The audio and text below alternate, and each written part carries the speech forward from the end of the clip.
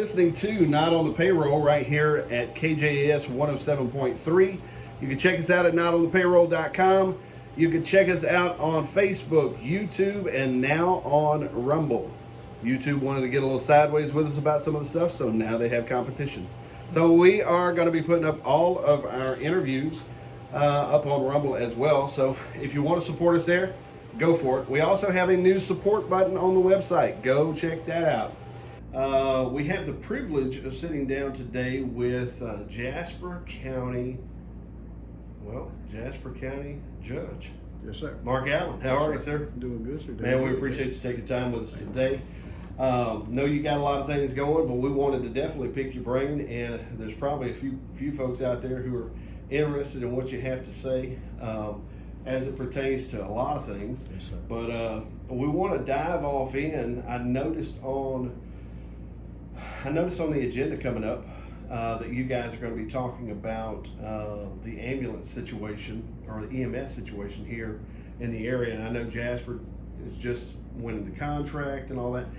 Tell us kind of what you guys, what's going to be talked about and what you're thinking about. Sure, no problem. Well, as you're aware, and I appreciate you coming by, Jim. Absolutely. And I appreciate all you do for us. Sure. In Jasper County, our emergency services districts, which we have 4, we have ESD 1 in Buna, ESD 2 in Evadale, ESD 3 in Kirbyville, and ESD 4 up here. Now, don't ask me why they're all mixed up and around. Sure. But ESD 1 is currently, they've got Acadian ambulances, their contract for down there for ESD 1, which is most of Buna down there. Right. And I think they've got 2 trucks static, and they serve everybody within that emergency services district. Recently, ESD 4 obtained sales tax revenue extra, which helps them out, and they're looking at doing a lot of wonderful progressive things with extra fire departments, or volunteer fire department substations, and working to try to improve and increase services. Well, in that process, an issue that's been coming up for quite a while, once again, kind of reared its head about EMS service. So ESD 4 and the city of Jasper have been having several meetings over the past, several months, working through this process to try to get a contract or get something to help provide static or permanent service here, whereby you don't have to worry about dialing 911 and then having to wait 45 minutes for an ambulance. Sure. That way you can get one per 10 minutes, 7 minutes, 15 minutes, something like that. So in this process, and I don't know all the details of the contract. That's going to be the city of Jasper and Emergency Services District 4. They're working out. One of the things is that they want to have dispatchers working with Jasper County in our facility. So I've talked to the sheriff, and I visited with some of the people that are involved in this. And Jasper County, at some point, we will actually possibly have ambulance workers, dispatchers working in there alongside our dispatchers. And so the goal is to go ahead and make sure that we approve that interlocal ahead of time. That way, when the sheriff is ready and we have to set up the computers, set everything up, we'll be covered, and he can begin training his staff or their staff, right, so that they can be in that same room, because there's a lot of sensitive information that goes through there. Sure. In dispatch. There's a lot of other types of situations. I know EMS dispatchers, they go through a lot, but also on the other side of things, our dispatchers that handle fire and law enforcement calls and a lot of other things, they go through a lot. So I think the sheriff wants to have them dual trained and also have his dispatchers trained to know. So there's a little process that's going to go on while we get used to this. So I went in and put it on the agenda so that we can go ahead and accommodate that process, initiate it, while the city of Jasper and ESD4 work through the rest of these contract needs. And that'll make it easier. And it also covers us, liability-wise also. Protects the sheriff, protects the county.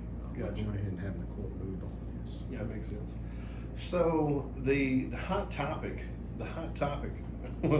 pretty much under everybody's crawl right now is the property tax stuff. Oh yeah.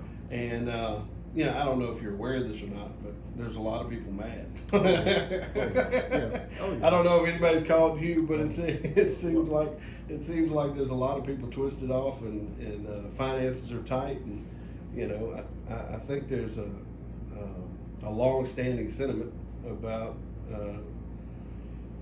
not having property tax, you know, and that type of thing. But I don't think we're to that point yet, as far as legislation goes. Right. And so, kind of in the interim, it's almost like, what do we do here, you know? And so, you know, which I have it recently, you know, I've said this on a couple other interviews. You know, to me, I've only known where to go and pay my taxes. Right. I hadn't really thought about it much more than that. Right. And this year, I looked at, you know, our increase of like $30,000 on the property we have, and I was like, man, that's kind of steep. But whenever I started looking at it, it made sense not to protest, you know.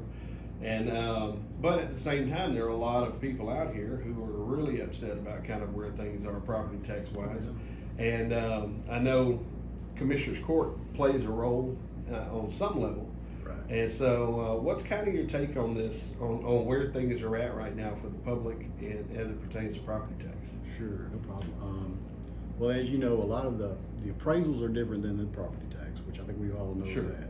Yeah. And so basically when the appraisals come in, that's a separate organization. They do what they've got to do. And a lot of that, what they do, the state mandates. Okay. When you're looking at county government or any kind of district, whether it's a special district, a school district, water district, mud district, they have basically a playbook of what they have to operate on. And that mostly consists of the Texas Government Code, the Texas Local Government Code, Code of Criminal Procedure, Texas States Code, Texas Tax Code, on and on and on. Sure. And it tells you pretty much what you have to do or how you can do, what you should do, and they all walk through it.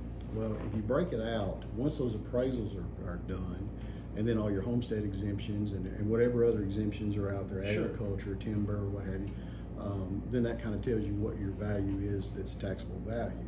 And every citizen, every property owner has a right to protest. And if they feel that they're being, that it's a unjust value, they Right. should protest if they feel that, and they have a right to. And when you get down to it and you start looking, okay, well, what do I get for my taxes? Right. You should look at your tax statement, your appraisal statements, and go, okay, what am I doing this for? Okay, well, this is Jasper County maintenance, you know, road and bridge. This is Jasper County basically general. Right. This is my emergency services district. This is my mud district, city, school. You look at all those different things and you go, okay, well, and I advise everybody to break it down. Anytime anybody calls me, I've not gotten a lot of calls this year on that, but I am aware that a lot of people are upset, and that typically happens whenever there's a big appraisal like that. Sure. And, I try to assure folks that county government can't absorb, like a lot of people think, that extra money. What happens is the legislature a couple of sessions ago basically, and they did a good job there, they reined in what your inflationary amount is that a county can actually absorb. They put a 3.5% cap on what you can actually absorb of an appraisal without going to the voters, and it's actually Right. 3.4999 infinity. Right. So basically, when you talk about you're in a 9.1%, 9.3% nationwide inflationary issue, funding fuel and this and that, it's not. It gets kind of tight, and so we're going to be in for a tight year. Our court, since I've been in office, has never ever gone to what used to be called the rollback rate or the voter approval rate. We've always tried to keep it low.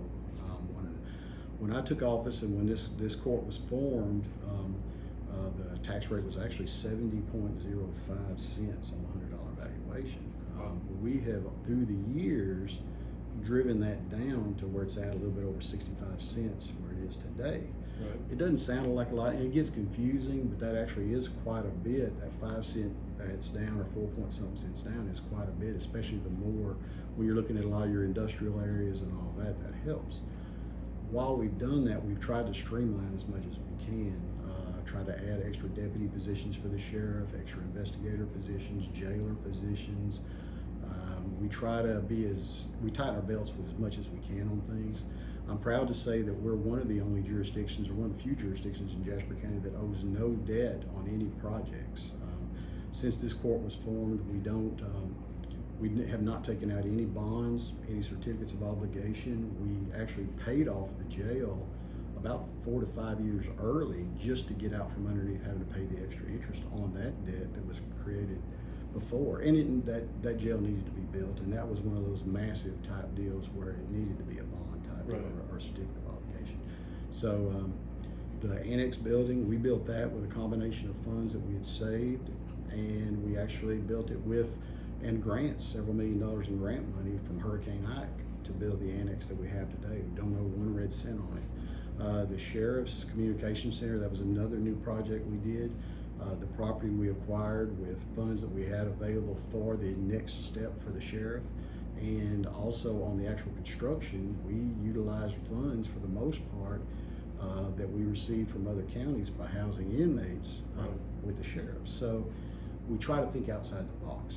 And that's at the county level. That's what we try to do. And I'm proud of all the guys and ladies that all work together to try to make that happen. Sure. But we do try to, like we were saying earlier, we try to educate. If somebody calls and they want to know kind of what's this, why is this, what do you pay for?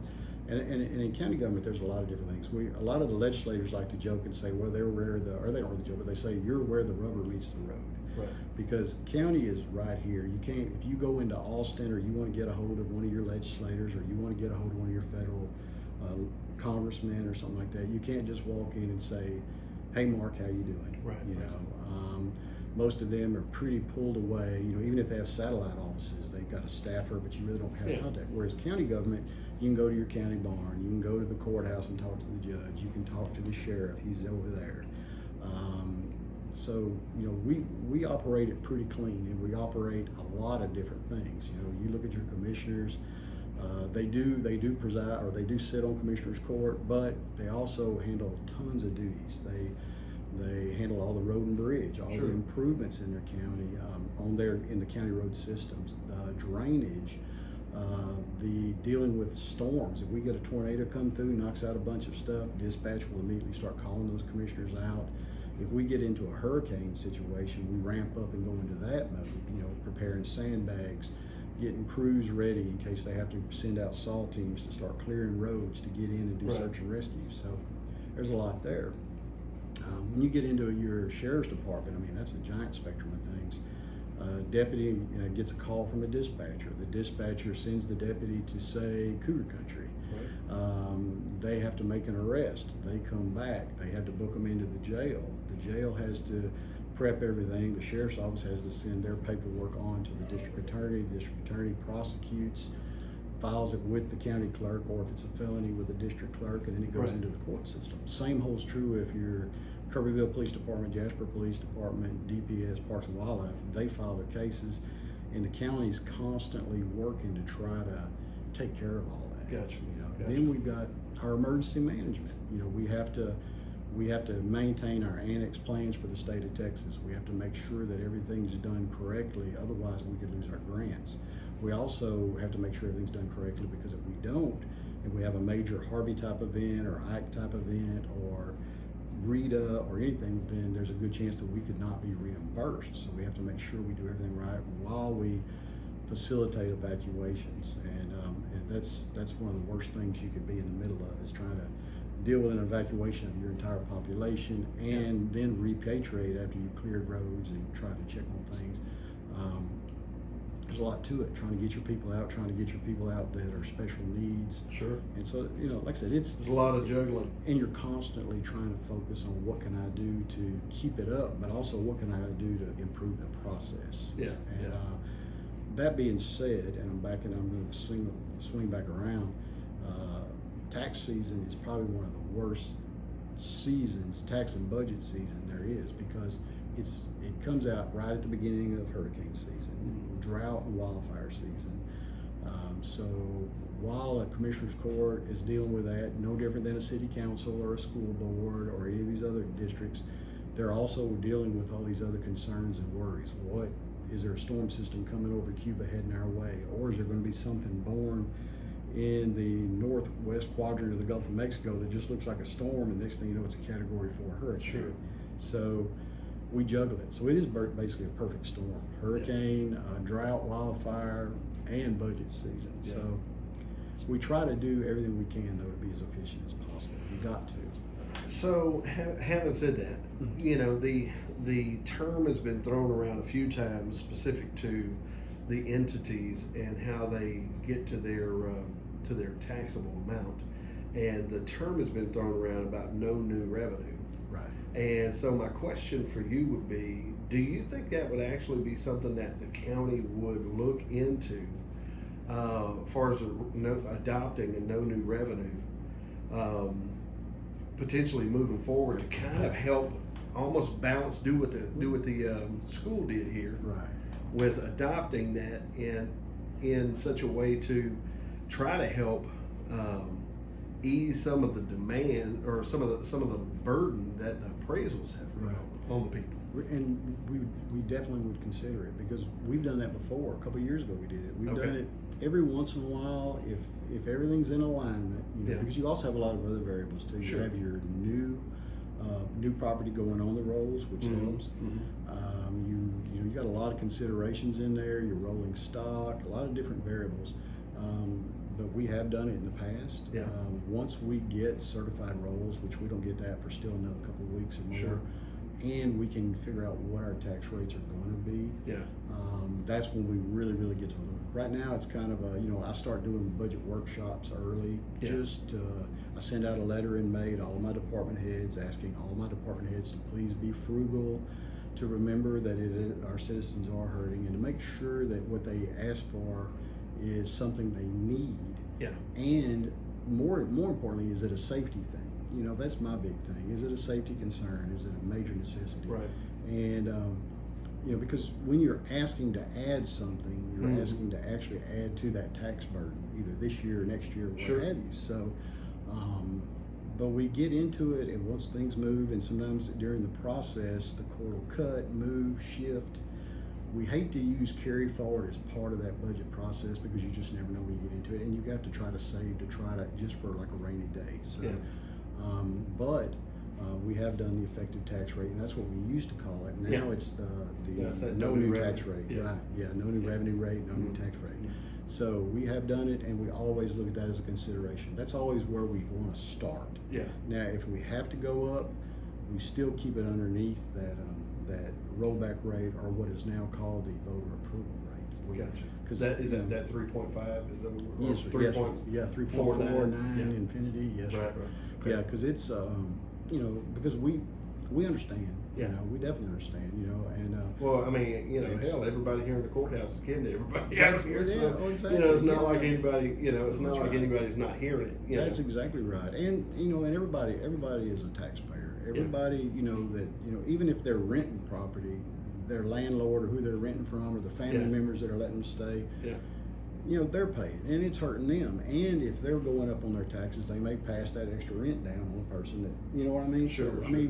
so it's basically, it's a major or domino effect. Right. And so we try to be cognizant of that. Right. You need to be cognizant of that. Personally, the property tax system is, and I've made that statement before, it is kind of archaic. Yeah. And I know it goes way back. I'm not one that has any idea of what we need to replace it with. Yeah. But it would be really good if the legislature could work with the entities, not polarize the entities. Right. And work with the citizens and try to come up with some sort of way to do this, whether it's over a 1 year, 3 year, 5 year plan, Yeah. to whereby all of your forms of government, or at least most of them, or your heavier hitters, are not being funded by a property tax. I mean, it would be nice if we could come up with some sort of solution. Something else. Correct. Yes, sir. Yeah. 'Cause- So, in speaking to Miss Barnett, we've spoken in private on a number of occasions, and just trying to really kind of get me educated as to kind of what the thing looks like, to be honest with you. And one of the things that kind of caught me off guard was the fact that during the appraisal process, now obviously there are different ways of doing appraisals. Obviously, you know, a single family dwelling is going to be different than an investment property versus, you know, land, you know, farmland and those types of things. And then you have to factor in all the exemptions that everybody has an opportunity to you know, take advantage of. But the interesting part was whenever we were discussing how we come up to the comps, comparables with said property. So like my property would be a 3 or a 4 bedroom, 2 bath home. So looking that up, it almost seems like there's not a seamless process over there, meaning, and I'm not saying this has anything to do with any negligence on their part or incompetence or anything like that, but I found it to be like a chink in the armor, if you will, because it's almost like this. So they have to go out and find the comparables to said property. And if you go out here online and you start looking, and they're using a lot of the same resources we do when we're looking for real estate, you know, to purchase.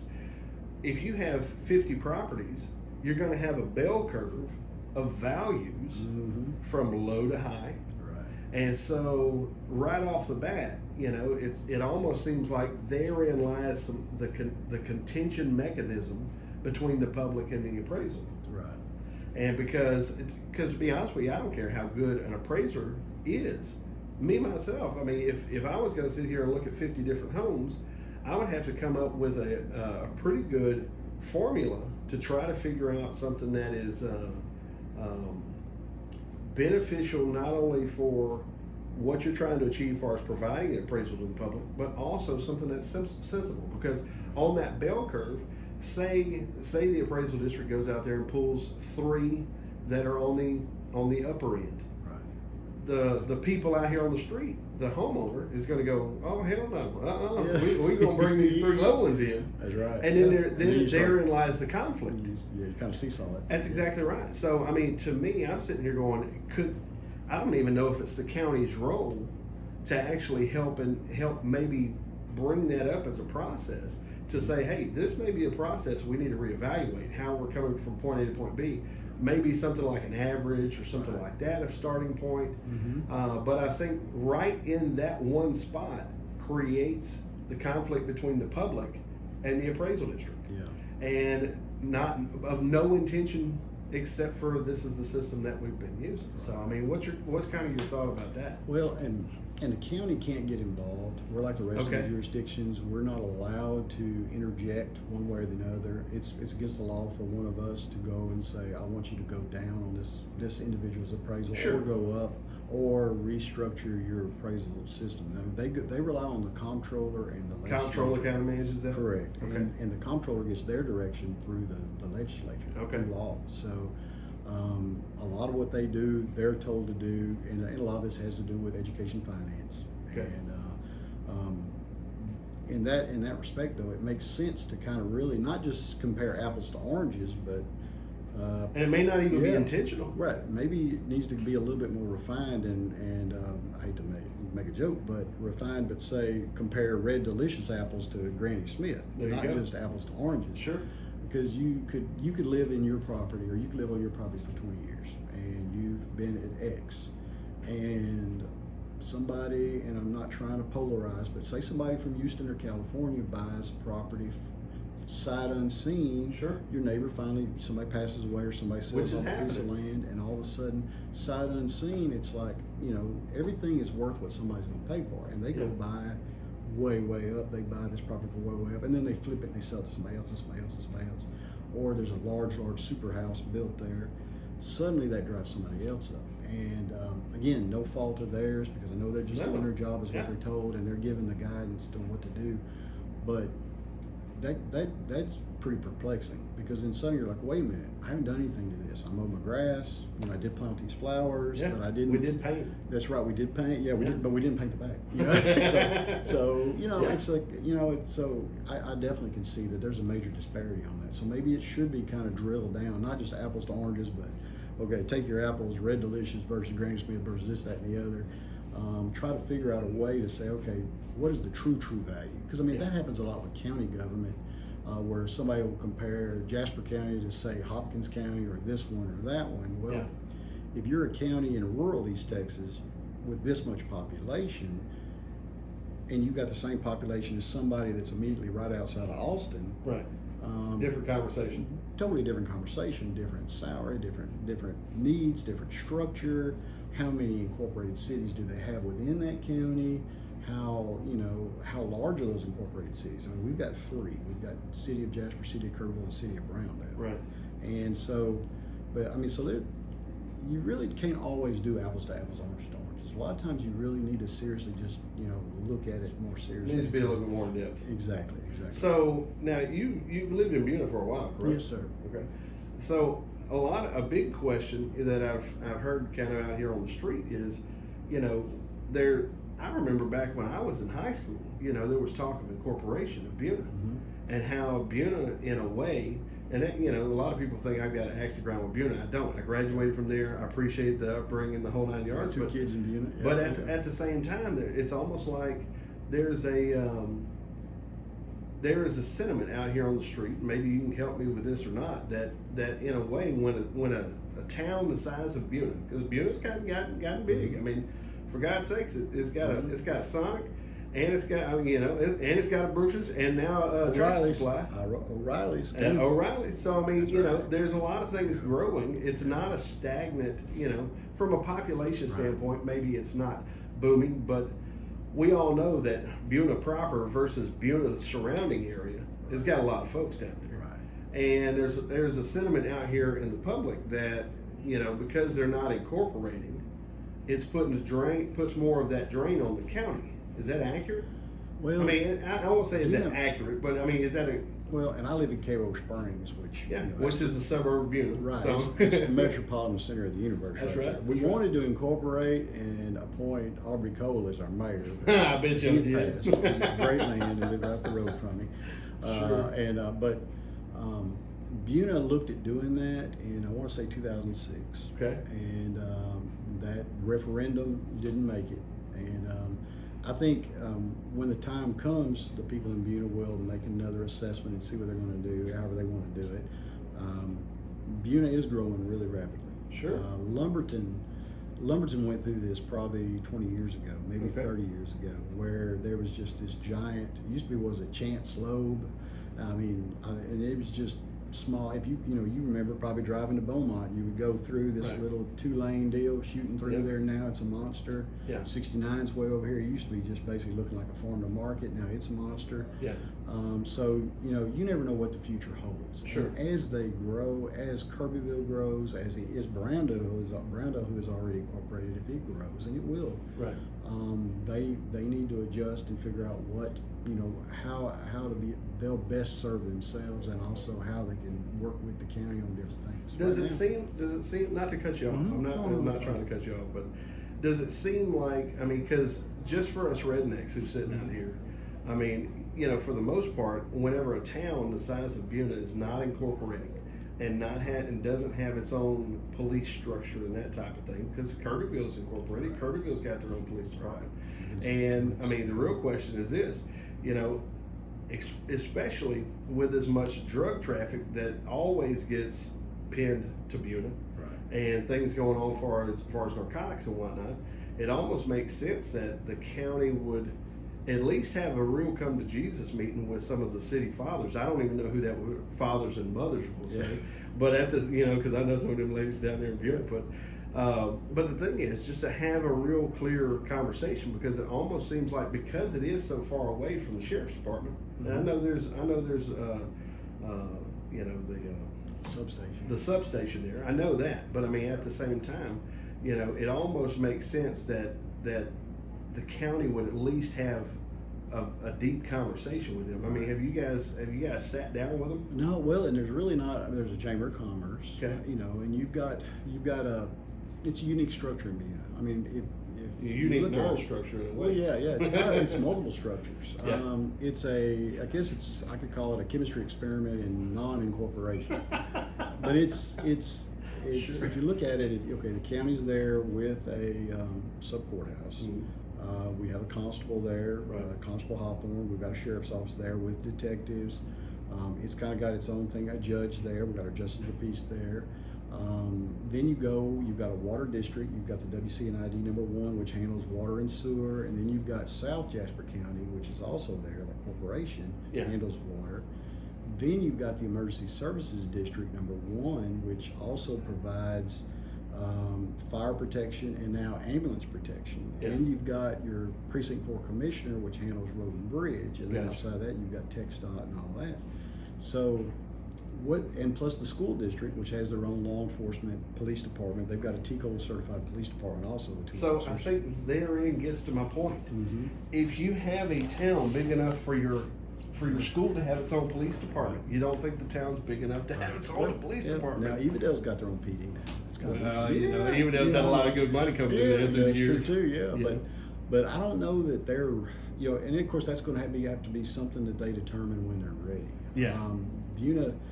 Buena right now is many different things. Lumberton still has not completed what they're doing, because I think some of their stuff is still served by their water district, if you will, or their mud. Well, sure, yeah. So you've got some overlay. So it takes time to do that, and when I say time, sometimes it's a generational thing. Yeah. And they are growing, and Well, I'm 45 and I graduated in 95, so I'm sitting there going, okay, you guys have been talking about this since the 80s. Oh, yeah. Well, they talked hard about it one time in the early 2000s. Yeah. But it's just something that we weren't quite ready yet for. But you never know what the future holds. I got you. And as Lumberton migrates into Silsbee and has already moved to Buena, because believe it or not, they can still get land better, cheaper than they can down south. Sure. So that's still going on.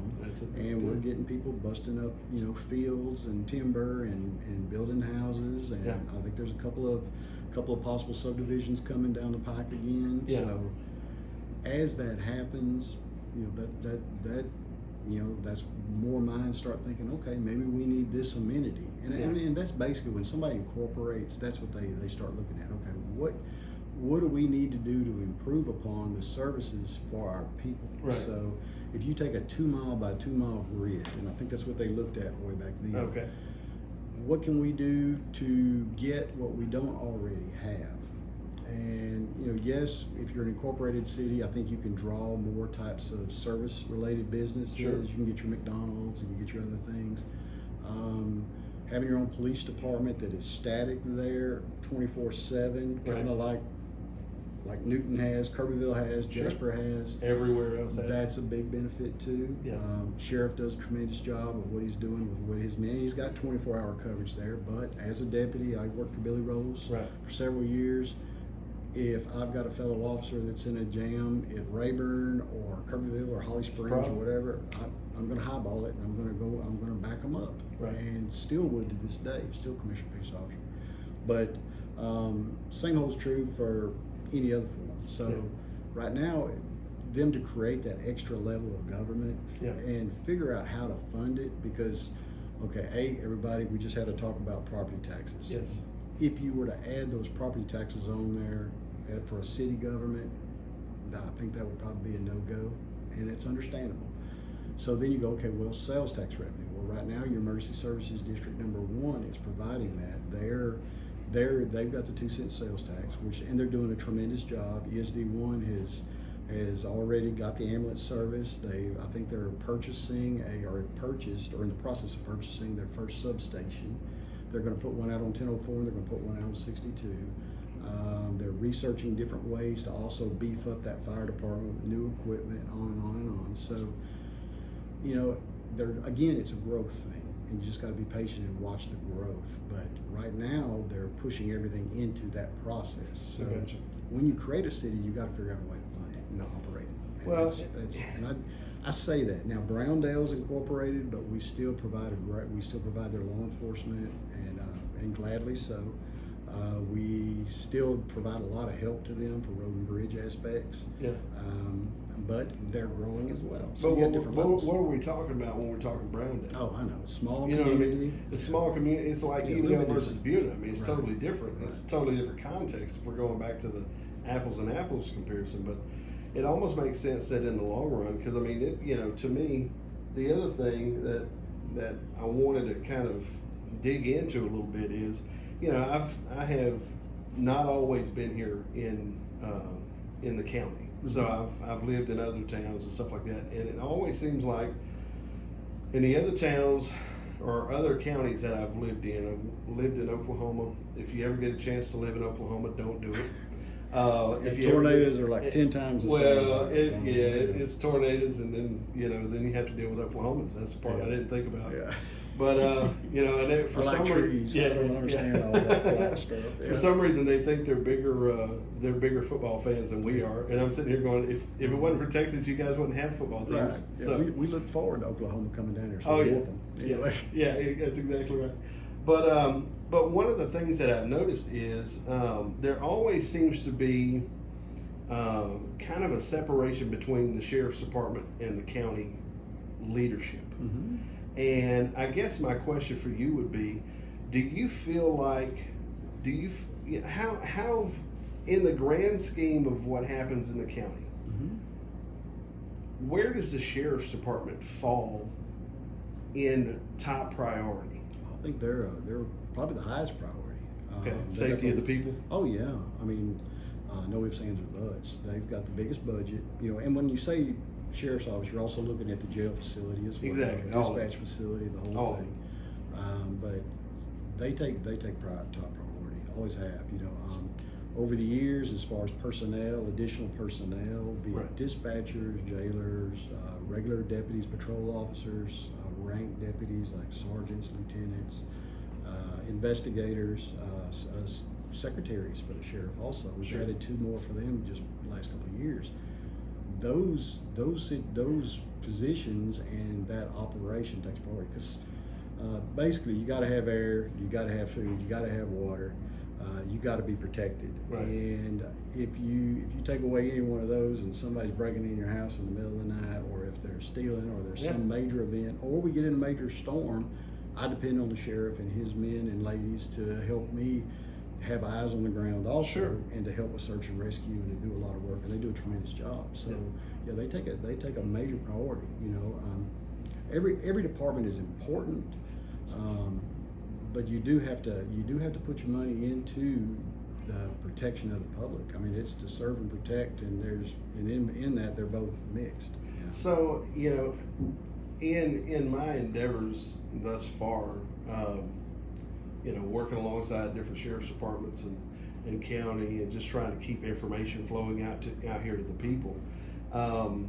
It almost seems like whenever you ask a sheriff, okay, and granted I've not asked this to Mitchell yet, but hopefully we'll be able to sit down. But when you just ask any sheriff out here, I can ask Mr. Burby over there, and I have, the response is we're undermanned and underfunded. Yep. And I think one of the concerns that's come across my table, here over the past probably 6 months is the issue of some of the departments, like sheriff's department. It was brought to me first about the city of Jasper, and the officers who work for the city of Jasper, but it's really kind of even gotten bigger to where it's like the sheriff's department in a way it's at least it's being said out here that a lot of people just come here to get trained. Jasper's a good training facility, and Sheriff Newman's great to study under, and then they're just going to go on about their way because of the actual, because the funds, I guess the funds to keep the guys here aren't are not as high as they are in other locations. Right. So I guess my question is, how do we keep this thing from turning into a police academy, or a sheriff's academy, and retain some of the folks who have grown up here, and to be honest with you, make sure they have a life here.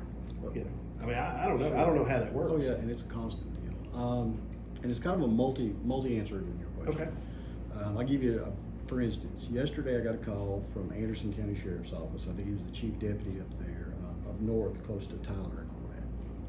He was doing a background on a friend of mine who used to work for the city of Jasper and then Jasper County, and he was getting a job up there. He moved off several years ago, and I was a reference. So we got to talking. I went through the whole deal with him. But then I stopped. I said, by the way, I said, how are y'all doing up there? I said, are y'all, how are you on your keeping your manpower? He says, man, they're killing us on the jail. They're killing us, on the road. We can't keep our officers because they're close enough proximity to Tyler, Texas, and Smith County. Sure. That they're able to offer them a lot more money, a lot more perks, a lot more benefits. So a lot of those guys are getting trained and they're migrating. Right. Sheriff, we had a lunch with the sheriff a few months ago.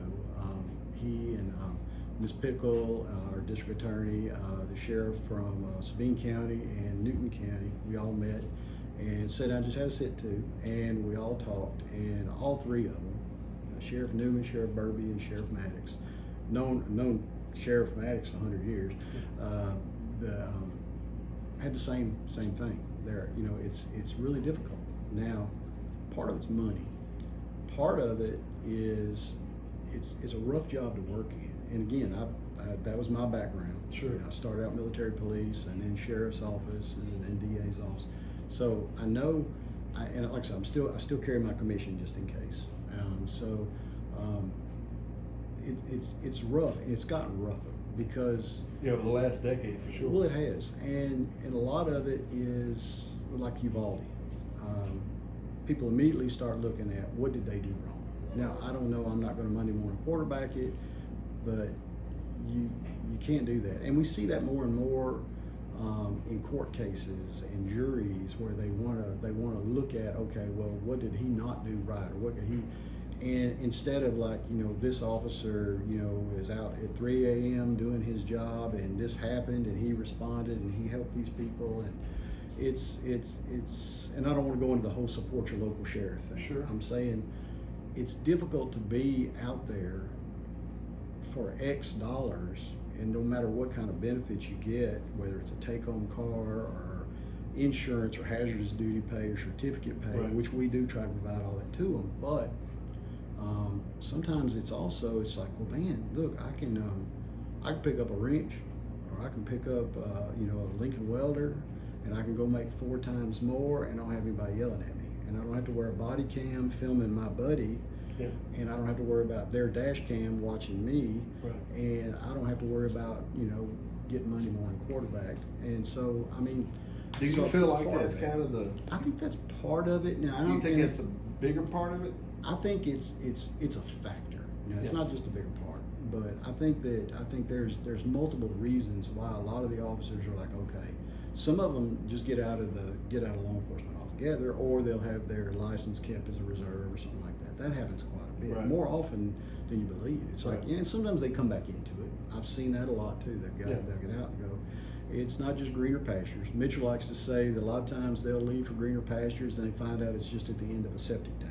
So septic Right, tank. right, So, right. and it's just kind of, but a lot of times it's you balance it all out. It's like, okay, well, I'm getting paid this to do this at 3 a.m. in the morning, and I could be doing this, Yeah. and and so and making more with no stress, no worry, or not as much stress. Everybody's got stress. You've got stress. I got stress. Everybody's got stress, but for them, it's a different level. Because you've got to remember, you've got to record everything, Yeah. not just recording, but you've got to sit down after you arrest somebody. All the paperwork. You could arrest somebody, and we'll use Cougar Country again. I'm not picking on Cougar Country. Love Yes, Cougar he Country. is.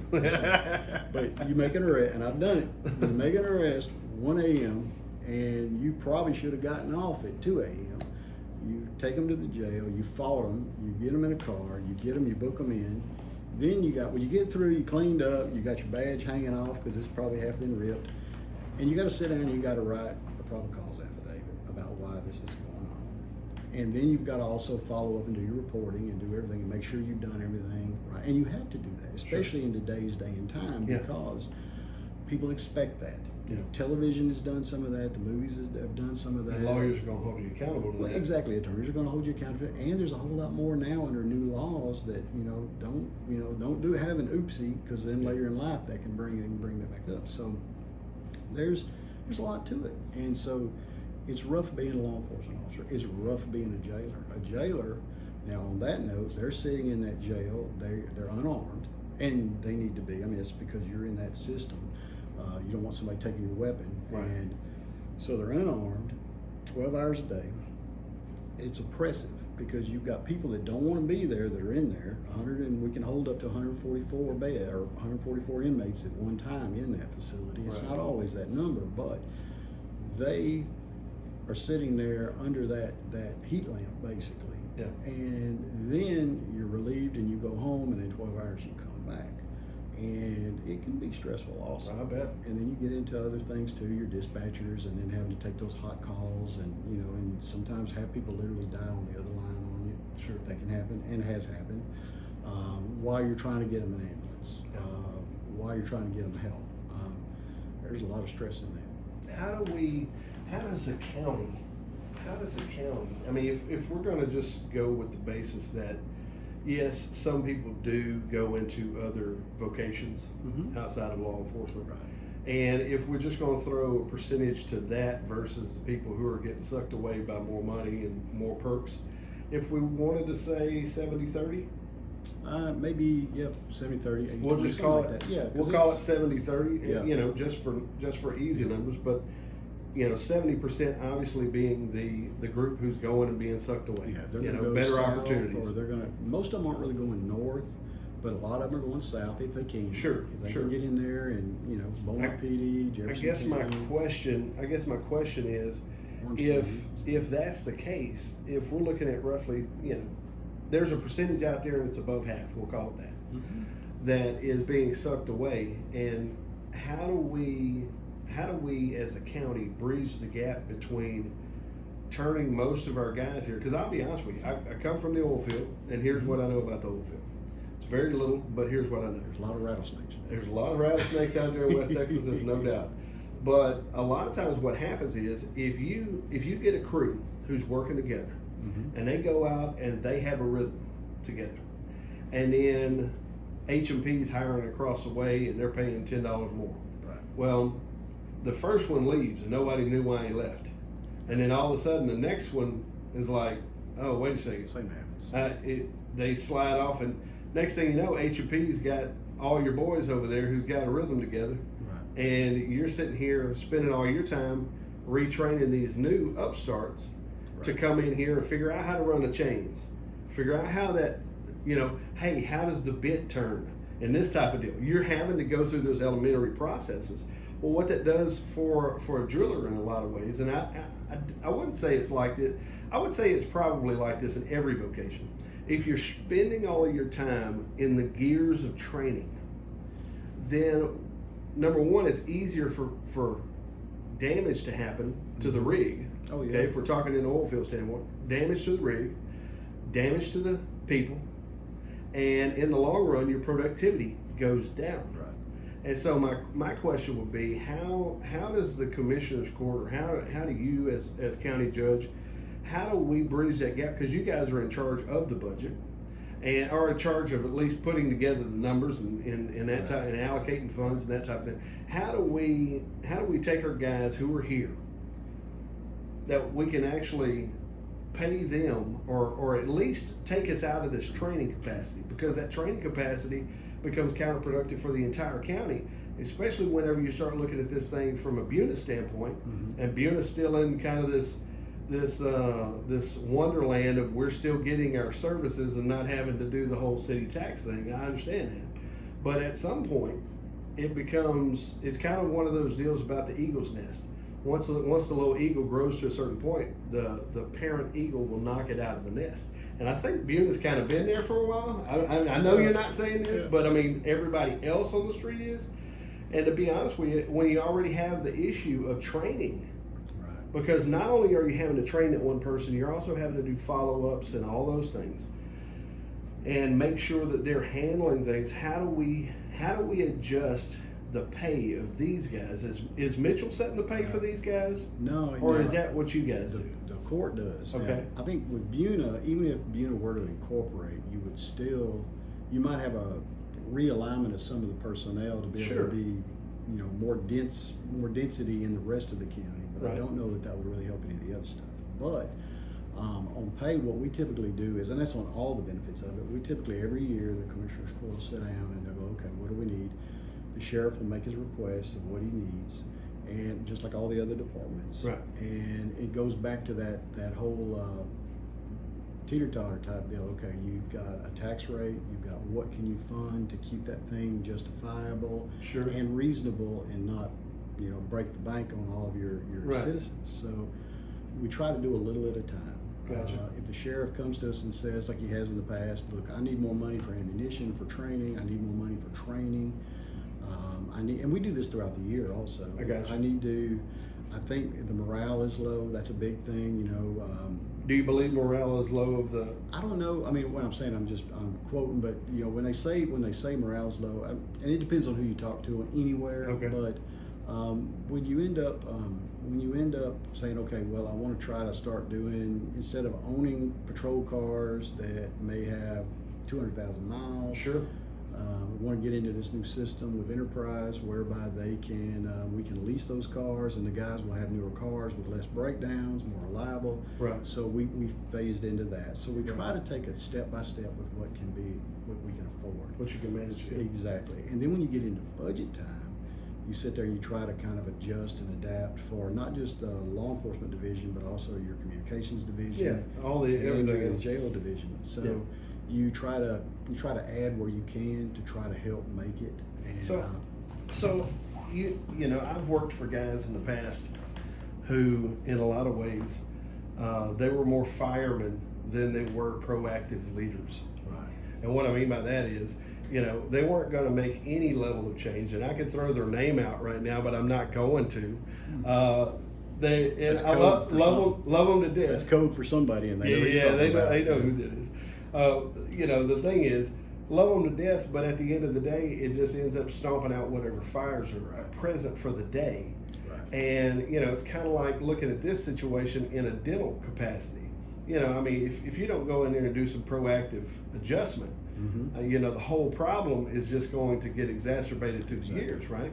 Exactly. And so, I guess is that so you guys basically wait until Sheriff Newman provides you guys with the needs, Right. and then you guys do an evaluation and kind of go from there. I mean, Correct. Have you heard out here on the, I don't know, out here on the street how that information gets to you? But I mean, have you heard that it seems like there's a turnover? Sure. Well, we see it. I talk to the guys all the time. They come in to get warrants from me all the time. Yeah. We visit.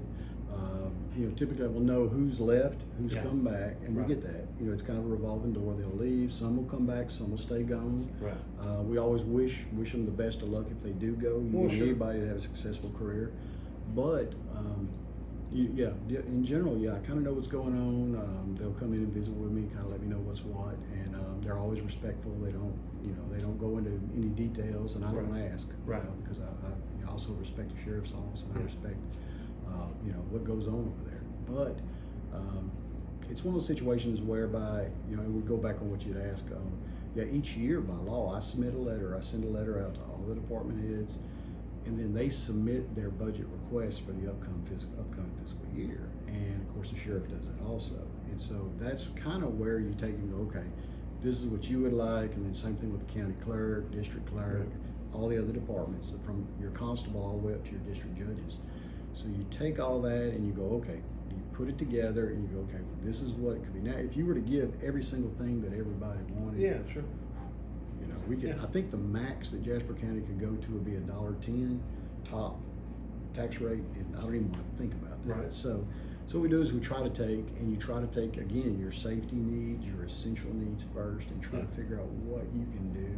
Right. And as we go through that process, that starts in May. June, you're basically just letting them all come in and do an oral presentation if they want to. Same thing early July. And then once we kind of know what we have to work with, then we start trying to plug and play and figure out what can be best for everybody. Yeah. And try to help adjust as possible. Now, with the sheriff's office, we also try to do what we can to help fix things or patch holes as needed also throughout the year, outside of the budget cycle, kind of like the enterprise rental car thing that they come up with. That was Right. actually Chief Deputy Glenn Blank, God rest his soul, Yeah. great guy. That was something that he had really wanted to see, and we finally were able to get that thing going. And same thing with like training funding, stuff that, like I said, morale, that helps to build that morale and help out also. So you gotta basically attack it from several different directions, several different approaches. Sometimes it's more funds, sometimes it's more benefits, sometimes it's more better equipment and life-saving stuff. Right. Whether it's vests, whether it's vehicles, whether it's patrol rifles, whether it's hazardous duty pay. We've expanded on that hazardous duty pay for years because I know what it's like out there. Right. So we're going to continue to look at doing that also. I'd heard that there's a county, and I can't recall right offhand where the county's at here in Texas, but even they've even went to the extent of like doing, how churches will do a parsonage, that type of thing, for guys who are actually working on the force. They actually provide them with housing, and I'm sitting here going, man, that's a hell of an idea. Granted, in the grand scheme of things, Smith County is going to be a different conversation than Jasper County, but at the same time, it almost seems like even some out of the box thinking and creativity, because even for these young guys who are wanting to get on the force, or guys that, I say young guys, I'm 45, so if you've got guys that are late 20s, mid 20s, and 30s, it would almost be an interesting conversation to see, how you can facilitate even some out of the box type of benefits like that, because I never even considered that a county would consider that. Well, and some cities do housing subsidies if they want to live in certain areas, or they want them to live in certain areas for added protection. It's just kind of like whenever I got hired, I worked South End.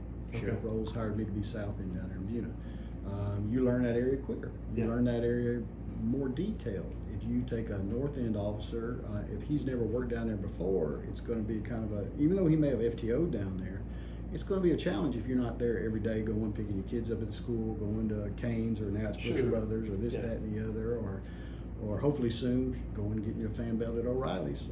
You just got to, but it's one of those situations where, they actually subsidize, is what you're talking about, a housing subsidy for officers to stay, or in some cases they have police barracks. Now that's your larger areas. But that is thinking outside the box. There's other ways to do it that you can do to incentivize, to bring in young blood and good veterans also, maybe pull back some and keep them and hold on to them. Right, exactly. So there's a lot of things. I know providing additional opportunities to go train in other areas, that makes, that helps too. Now it also builds a resume, so they may get lured away. Sure. But you can't hold back officers from learning and expanding their horizons just based on the fear that they will learn too much and then somebody else will steal them from you. So you need to put your money in that too. But I exactly, that's a good idea though. Having even just a council to sit down and say, how can we hang on to these guys? Because I feel like, to me, it's it's like with the guys in the oil field who go over to HMP or whoever it is, Apache or whatever.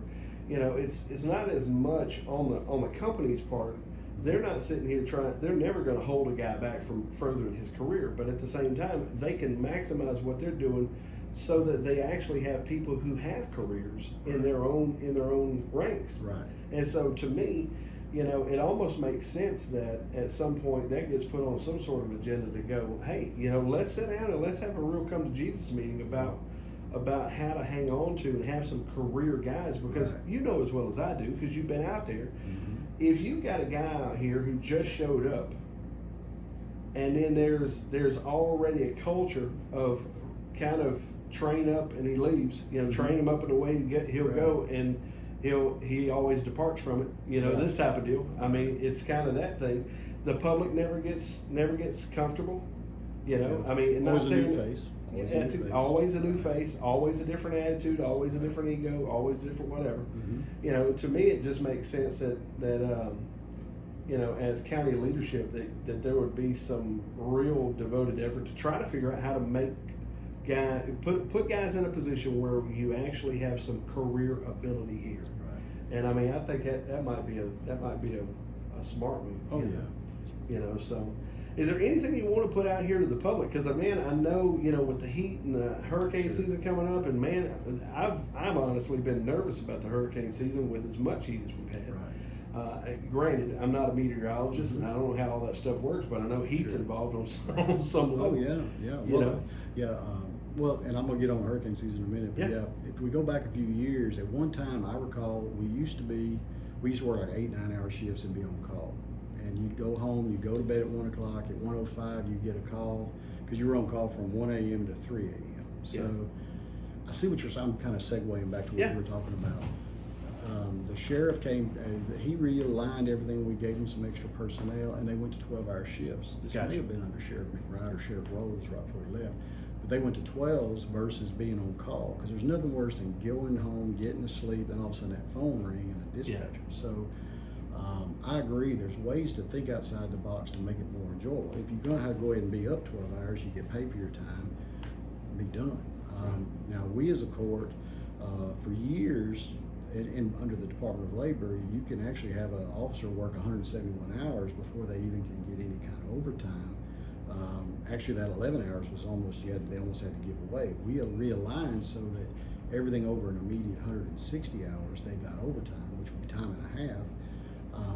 And then what we started doing, when Sheriff Newman came in, we started paying them every 6 months, paying off their comp time so they don't just keep accruing time on the books. So I say that to say, yes, you're right. I think thinking outside the box, working to try to come up some ways to, A, take care of them and compensate them properly. Sure. B, to also make their lives a little bit better. Because, when the dispatcher calls at 1:45 a.m. to say, hey, I'm sorry to wake you up, that's waking up the wife, that might be waking up the children, the husband's half asleep, or the wife's half asleep, getting up, getting in a patrol car in the middle of the night, and then possibly having to arrest somebody and then being out all night, or next day trying to process paperwork. So that little step helped. So every way possible to try to make it better for those officers and their families, I think we should always look at. Do you guys currently now, just like with the department heads, after they send their information in,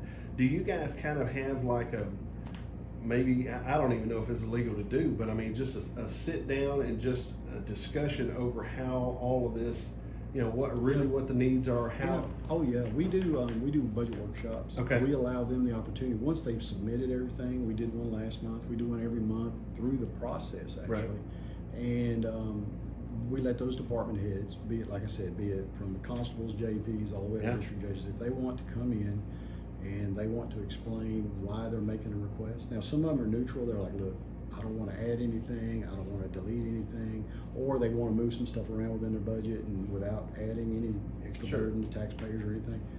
We abide by that. But a lot of them, if they have a need or they want to express a need, then we allow them to come and articulate that to the court. And then there's candid discussion. Okay, well, what do you think about this? Or can you do it this way? Or what other things? And so it's a constant thing. And every year we do that, and we do that throughout the process. Budget process typically starts in May, whenever I shoot the flare up, by sending out that letter all the way through, possibly up to September 30th. I got you. And by law, that's kind of our restricted area. So, so that's specific to budget, but like this mastermind, if you will, of sitting down and trying to devise some more benefits or more, because to be honest with you, everybody wants more benefits. Right. Yeah. Okay. But what's rational and what can we do? What are some of the things outside of the box that we can look at that's going to make their lives better? Because I'll be honest with you, I don't think you could invest enough money. I don't think you can invest enough money outside of the safety of the people, with your first responders. I mean, I just don't, and so to me, I would even venture to say, if you threw it out to a vote to add XYZ cents to the people, I'm pretty sure the majority of the county is pro to do it if you could allocate it straight to that. If you could, and I don't know how all that works. I mean, at the same time, those allocations and stuff like that, obviously that would have to be figured out. But to me, I think, because it's kind of like what Newton County is dealing with right now. They're sitting here bleeding out by the gills, and then now there's the company who's been helping, as far as ambulance service goes, is now got an exclusive contract with city of Jasper, and once they get down to, I think it's once they get down to 2 ambulances in Jasper, Newton County doesn't have an ambulance at this point. So, the reason I'm saying that is because it almost seems like, some proactive thinking, not beating up on Newton, but some proactive thinking a few years ago, as it pertains to ambulance service. Could have stopped the bleed now. Exactly. And so, exactly. And that's what it needs to do. but I mean, to me, I would be interested to know whether or not that could actually be facilitated. If there could be like a little think tank of maybe some folks from the sheriff's department, maybe some folks from the commissioner's court, sit down and try to figure out some ways trying to help. Well, and that goes on, I'll be honest with you, it goes on a daily basis. Sheriff comes sit down, we'll visit on different things. I want to do this, or I think I want to do that. Yeah. Or he'll talk to the commissioners individually, and I think we may want to do this or that. Same with our constables. We got 6 great constables that are out there also doing stuff. That was one of the things we did under Sheriff McBride. The constables volunteered to take all the civil service process, which that was about 30% of every deputy's job at the time, serving people with in various different types of process from the state of Texas, district courts, county courts, JPs. So we worked it out with them to those 6 would handle that, which freed up a lot of the duties for the sheriff's deputies. And so there's ways to do it and be constructive with it, and just so that's actually an ongoing thing. And that's why I like to say, okay, we get out of budget time, and then come October or November, if sheriff comes in or he talks to one of the court members or talks to me and says, hey, I want to try to do this, what do you think? Yeah. And then we sit there and we figure out what's what, and we try to come to terms with how to best do it. We do that with personnel. Although you've got to establish your personnel during a certain budget period, sometimes they'll say, okay, I need to add this extra dispatcher, this extra deputy or investigator. I'll say, okay, well, how about this, Mitchell? We can't get into it right this year fully, but how about if we use our prison reimbursement funds that we get from other counties to subsidize it for 1 year, and then we'll take it out 25% each year until we fund it fully for that. And then that way we wean it off. So there's a lot of ways to think outside the box on that. Same thing we did with the communication centers. Like, I want to build one, I need more space. The dispatchers are in this area with the jailers. There's too much backfeed noise, between talking to inmates, talking to people on the radio and the phone. So how do we do this? And we were able to work out this thing whereby we could build this facility, and we bought the land, added the facility, built the facility, no debt to the county, and we were able to work it out and do it. And it took a lot of sitting down and thinking, how do we do this? So I agree with you 150%. It's best to sit down and work through those things and figure out what we can do candidly, and have the freedom for that dialogue to go back and forth, and understanding each other. I think that's a key. I agree. I agree wholeheartedly. So with the idea of just throwing out that I don't even know how I know they do it for other things like putting a penny on sales tax and stuff like that, and that's specifically allocated for it. First of all, could that be something that would be voted on? How does that work? Well, counties can have a sales tax. I think it may be half cent, I'm not sure. Okay. However, you got to watch, say like the city of Jasper, city of Kirbyville, they've got their sales tax. So the cap, the state of Texas is 6.25%, or 6.25 cents basically, 6.25%. You're only allowed 2 cents for local, and if a jurisdiction, say like City of Jasper, ESD1, have already got that 2 cents.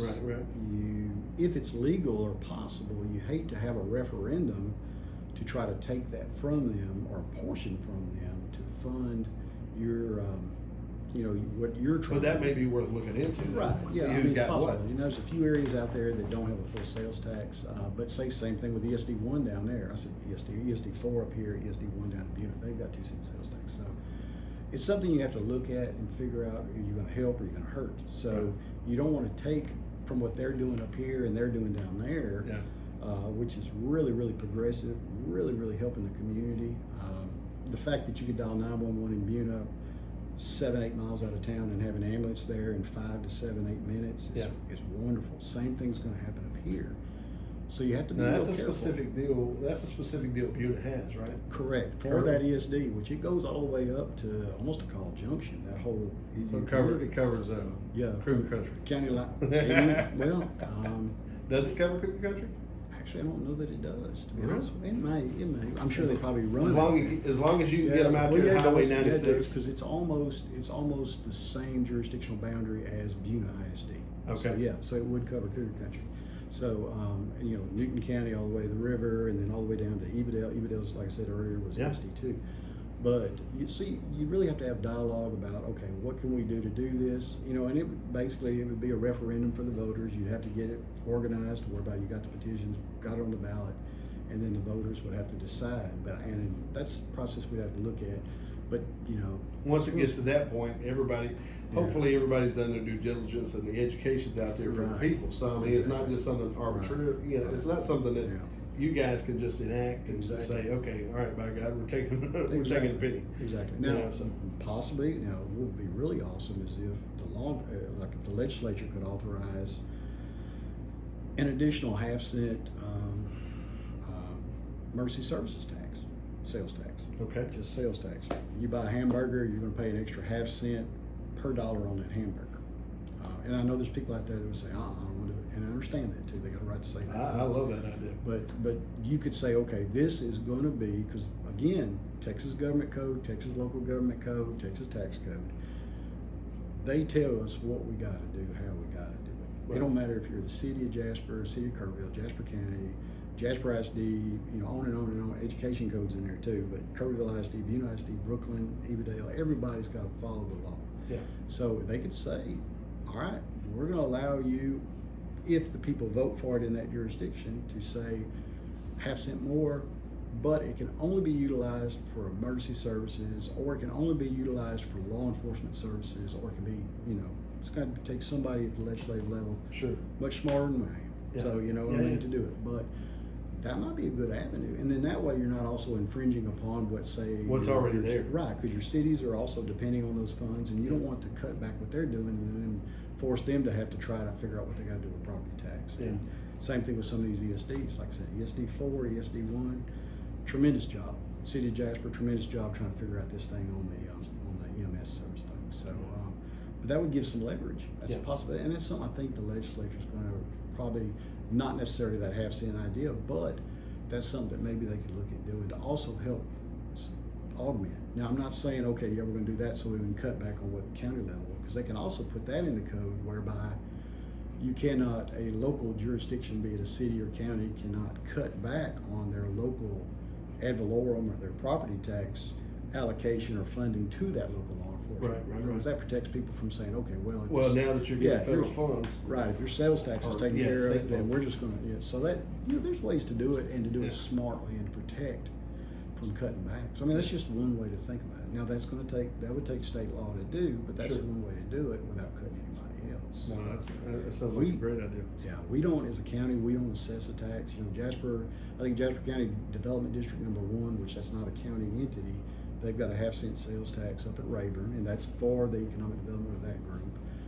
Like I said, ESD 4, they've got, I think it's like, it varies, 2 cents, 1.5 cents, something like that in their area. City of Kerrville, City of Jasper, Buna down there for ESD 1. So it's, there's ways to think Yeah. about it. Just have to dig into the details, the Exactly. minutia of it.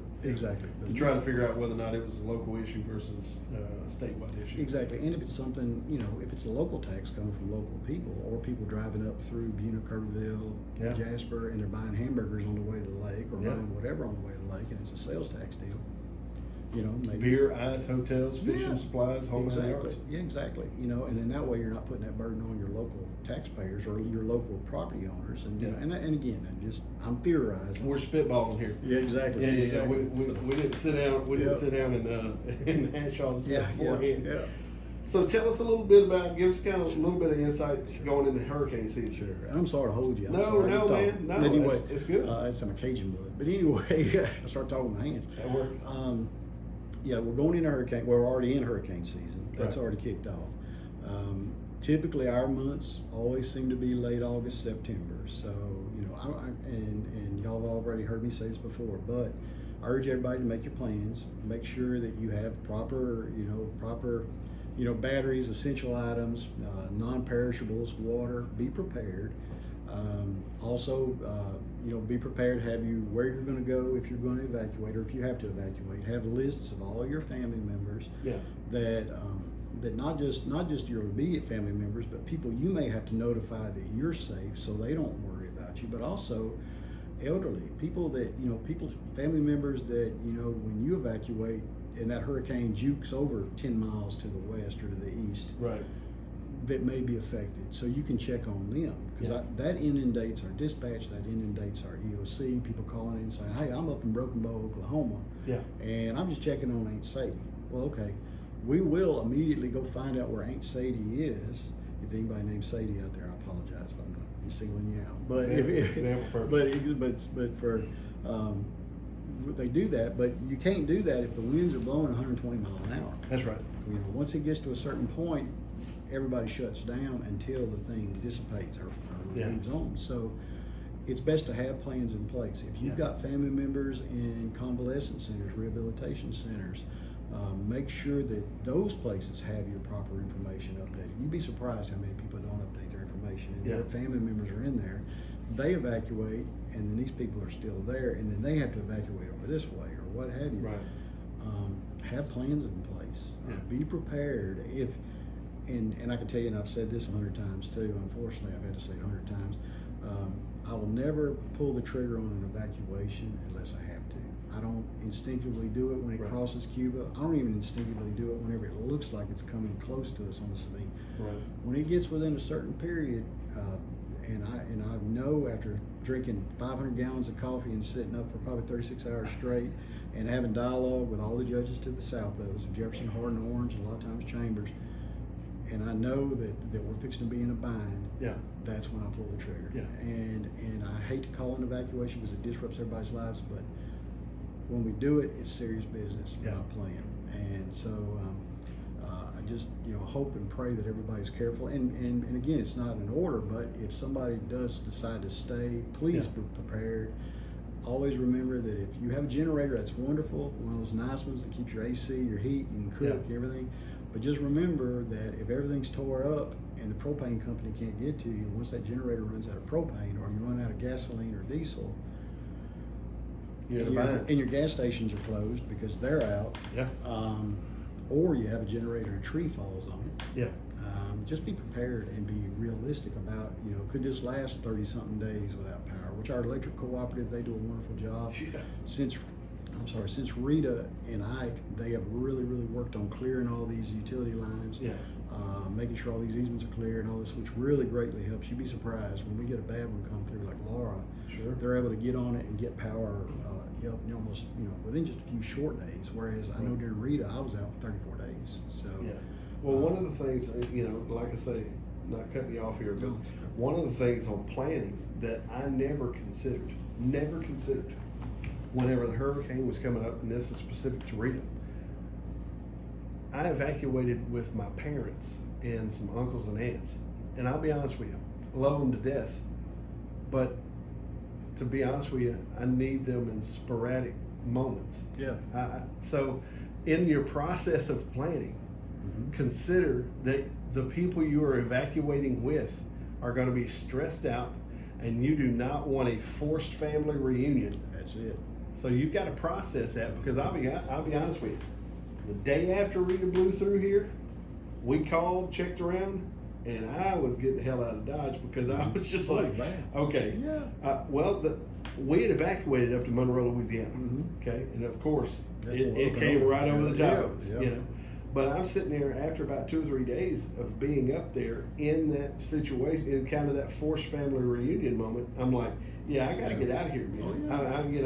I'm glad to see everybody, but it's time to get the heck back to the house. And so we came back and ended up trying to make sure everything was straight and get everything straightened back up and that type of thing. But that is one thing that I told my wife after that, I said, I will never, her family's, I'm not gonna say sane, but they're way more sane than some of my family's got a lot of rednecks, and so that whole side of the and when everybody's stressed, it just makes for a powder Oh keg. yeah, well, and you're dislocated. Yeah, You absolutely. don't have a clue what's going on in your property. Yeah. You don't know if you're going to have a roof or not. You don't know nothing. Or if that 150-year-old oak tree is now sideways over the roof. Yeah, you got new sunlight. Yeah, and you hit it right on the head. Rita, up until Rita, we thought we were bulletproof. My mom and dad, during, I want to say, Carl and Camille evacuated to Jasper. That was, I think they parked up underneath the shed, Phil, and waited. My it out. grandparents Yeah. during Rita pulled up here to Yeah, Jasper. see, And they got a hotel room. Yeah, and and it's just the way it was back then, But Rita showed us that a hurricane can affect as far north as Jasper County and keep on going up into Sabine and on. Absolutely. And on. And since that time, we had Ike, we've had Harvey, which just showed us how to really terrorize us. Imelda, we had Tropical Storm Bill that actually hit Matagorda, came out, got strong, and then barreled up through Buna, got 12 inches of rain. Now, it wasn't a lot of bad wind, but it buoyed on. Sure. Laura, Delta, on All and of on them. and on. And sometimes we just get mega cloudbursts. But Yeah. but you're right. People should have a plan. They should know about all their family members, and if they've got family members that are elderly, or if they've got any kind of medications or anything, Right. make sure that stuff's stocked up because Yeah. high blood pressure medicine, oxygen. You'd be surprised how many people are like, well, I've got my little portable thing I plug in the wall. Well, okay, power's out. Yeah. Don't have a generator. Right. Insulin's great. Got plenty of it in the refrigerator. Power goes out. Right. There's a lot of things people need to really think about, during this process because, when they're planning, because it's like, okay, we're going to need to get my family members or myself to here, and what else is going to be involved in this? Sure. And you don't want to wait until you're stuck on the road moving exactly 2 miles an hour on 63 headed into Zavala and you're still 20 miles out. Yeah.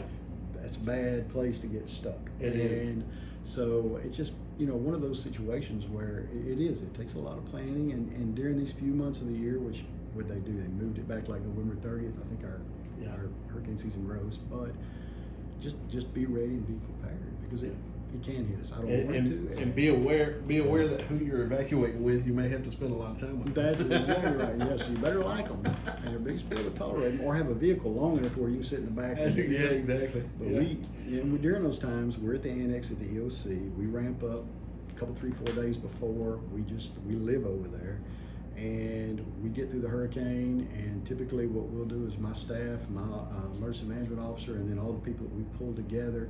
A lot of times we'll have the Army down there, Texas Task Force 1. Everybody will stage and pre-position there, wait for the wind to stop blowing, and then that's when we will begin our search and rescue, our debris clearing, just trying to figure out how to get through. I'll be on constant dialogue with my commissioners because they do a tremendous job of getting out there and getting those roads clear so the co-op can do their job, because that's the next step, is to get them down there to get the power on.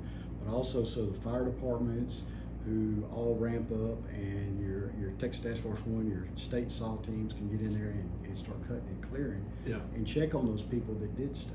And people do. A lot of people do, and they got a right to. But it's just one of those situations where we do that for several days and we get moving and go from there. But just want people to know that if we do get into that situation and we do have to, whether we evacuate or not, we will be ready, and that thing will be manned up, and we'll handle our business like we do every year. There you go. Is there anything you want to kind of wrap up with just for the public, and just kind of? I know we touched a lot of different topics, but is there anything that you just want to put out to the public? Well, sure. One little thing: fires, drought. Right now we are and it's kind of rough, and we monitor it every day. The Keach-Byram Index. We check for the weather forecast, and right now it's getting tight. So please, if anybody's out there, if you don't have to burn, don't burn. Yeah. We don't want to get to that situation where we do a complete burn ban. Right. But we're getting real close. So everybody needs to be cognizant of that, because what happens is your firemen are going out there, they're exposing themselves, they're leaving their work, they're leaving their families, they're rushing to the fire department, they're getting on those trucks and they're responding out there. And if it's 105-degree heat without a fire, police work, we used to call that a clue. It's going to be a whole lot hotter in the fire. So let's not endanger them, because we need to burn some feed sacks. We got that brush pile that's been bugging the fire out of us.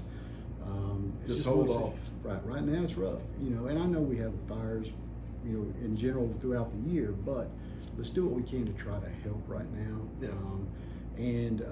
Also just everybody just needs to be kind of cognizant of their family members. The heat is rough right now too. Their friends, their neighbors, especially the elderly. Check on them every once in a while. Go and look at them and go and say hi. Hey, just checking on you. If you see somebody out there trying to struggle, help them out, or just say, hey, maybe let's wait until this afternoon when it's cooler, or maybe just wear our brother's keeper. Yeah. And it's all about everybody working together. We've got great people in Jasper County, great citizens. I love each and every one of them, and we'll do anything to help. And we're here for them. But we also all need to remind ourselves that we need to work together. Yeah. And that's what it's all about, because that's the only way we get through anything. And I just thank you. Yeah, I thank you for the absolutely. opportunity to visit. And We appreciate your time, absolutely. Ladies and gentlemen, you're listening to Not on the Payroll. Check us out at notonthepayroll.com. Check us out on YouTube, Facebook, and Rumble. You can also check us out on Thursday nights, 7 o'clock at KJS 107.3. Judge Allen, we appreciate you taking time with us, buddy. Have a great day. Thank you. God bless.